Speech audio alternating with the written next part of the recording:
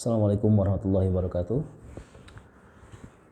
Tak terasa, sudah 2 tahun kita mengalami masa pandemi COVID-19. Berbagai macam kebijakan pemerintah sudah dikeluarkan dengan membuat aturan PSBB, kemudian PPKM dan lain-lain. Ada banyak reaksi masyarakat yang terjadi ketika kebijakan itu muncul. Di antaranya ada masyarakat yang memang benar-benar mengerti dan mematuhi aturan protokol kesehatan yang dikeluarkan oleh pihak yang berwenang sekalipun berada di luar rumah. Ada juga masyarakat yang mengerti namun karena berbagai hal terpaksa mereka harus keluar rumah dengan melanggar protokol kesehatan. Dan lucunya lagi ada juga masyarakat yang tidak mau mengerti dan mengajak orang untuk mengikuti apa yang diyakini tentang COVID-19 dan protokol kesehatan.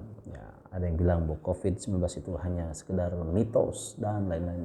Jadi masih nggak percaya kalau COVID itu ada. Kemudian juga ada tanggapan masyarakat yang tak mau mengerti dan mengajak orang untuk mengikuti apa yang diyakini tentang COVID-19. Menyikapi kebijakan tentang penanganan COVID-19 dengan menghubungkannya dengan masalah politik dan biasanya sikapnya tidak sesuai dengan protokol kesehatan dan kebijakan pemerintah. Wajar mungkin karena mau tidak mau dampak secara politik yang diterima oleh masyarakat sangat luar biasa, di mana masyarakat harus mengikuti protokol kesehatan. Kemudian ketika mereka mau bepergian, masyarakat diminta untuk melakukan PCR, swab dan lain-lain, dan rasanya tak habis-habis Kemudian ada juga masyarakat yang sangat percaya diri dengan prinsip bahwa nyawa itu di tangan Tuhan, di tangan Allah, sehingga tidak ada perubahan perilaku dalam kehidupan sehari-hari. Kita percaya itu, tapi ikhtiar harus tetap kita lakukan. Nah, menyikapi tanggapan masyarakat seperti ini bahwa kita perlu berpikir mengambil sebuah sikap yang mungkin tidak terlalu tendensius terhadap pemerintah, tapi juga tidak mengabaikan atau mengedepankan kepentingan masyarakat.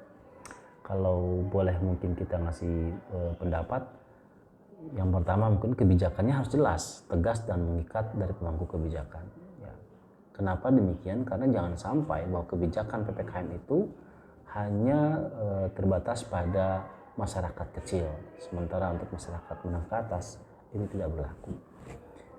Atau misalnya yang kedua, proses edukasi yang konsisten dan berkomitmen dari pemerintah dan stakeholder lainnya. Masyarakat masih banyak yang belum paham tentang COVID-19, terutama di wilayah pedalaman Indonesia yang ada COVID, nggak ada COVID, bagi mereka tidak terlalu berpengaruh, sehingga proses edukasi ini perlu tetap dilakukan. Dan yang terakhir mungkin gunakan seluruh saluran komunikasi sosial yang ada dengan efektif dan tepat sasaran. Jangan sampai dengan alasan kita tidak setuju terhadap pemerintah, kemudian kita memberikan atau memberitakan berita kabar-kabar yang tidak benar atau berita-berita hoax yang justru malah memperkeruh suasana. Saya kira itu tanggapan kita terhadap kebijakan pemerintah mengenai pandemi COVID selama 2 tahun. Saya Dedi Suhaidi, mahasiswa Pasca Sarjana STM Banten. Assalamualaikum warahmatullahi wabarakatuh.